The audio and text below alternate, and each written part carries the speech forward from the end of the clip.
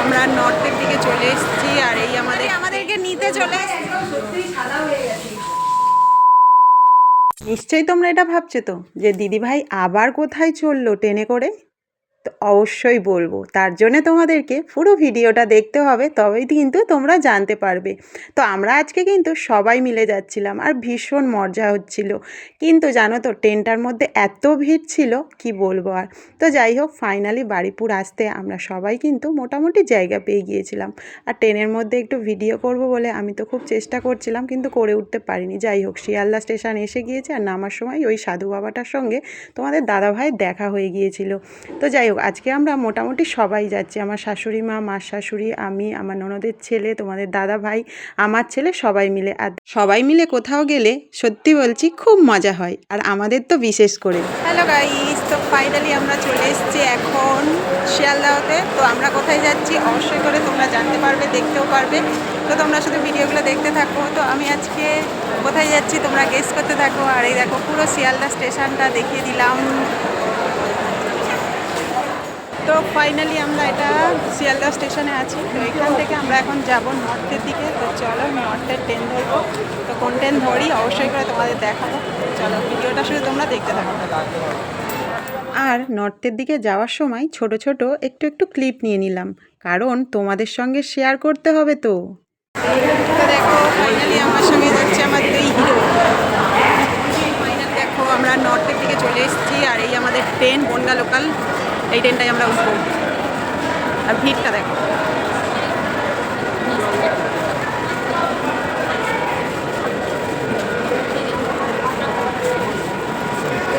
এই ট্রেনটাই আমরা উঠবো।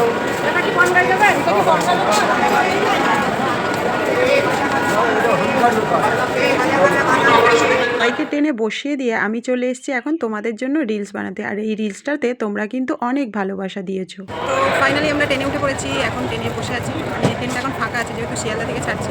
তো যে কারণে হচ্ছে ট্রেনটা পুরোই ফাঁকা। তো সিট পেয়ে গেছি। চলো তোমাদের ট্রেনটা একবার ঘুরিয়ে দেখি।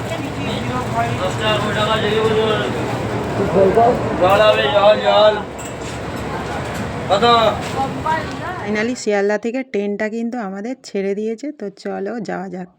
তো ফাইনালি আমরা দমদম ক্যান্টনমেন্টে নেমে পড়েছি।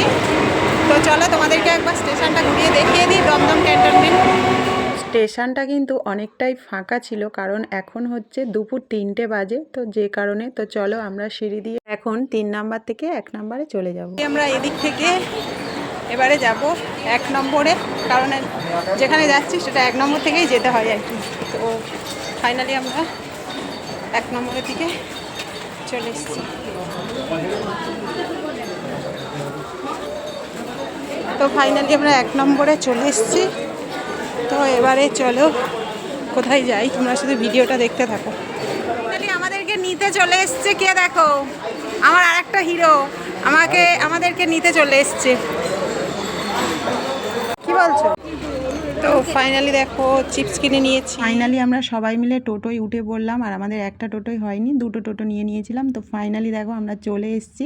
মানে যেখানে আসার জন্য এতটাই প্রিপারেশান নেওয়া, এতটা কষ্ট করে 3 ঘন্টা গাড়ি চেপে আসা, সত্যি বলছি, কিন্তু সত্যি বলছে প্রচণ্ড মজা হয়েছে, কারণ অনেকে মিলে এসেছি। তো কেন এসেছি, কী জন্য এসেছি, সবটাই তোমাদের সঙ্গে শেয়ার করবো। আর সত্যি বলতে আমি তো ভীষণ এক্সাইটেড, কারণ 8 বছর পরে আমি এলাম আর কি। বড় সোনার বাড়িতে আসলে, বুঝলে তো, মানে অ্যাকচুয়ালি আমরা বড়নাদের বাড়িতে এসেছি। এটাই হচ্ছে আমার বড়নাদের বাড়ি। আর এখানে আমরা সবাই চলে এসেছি মজা করতে।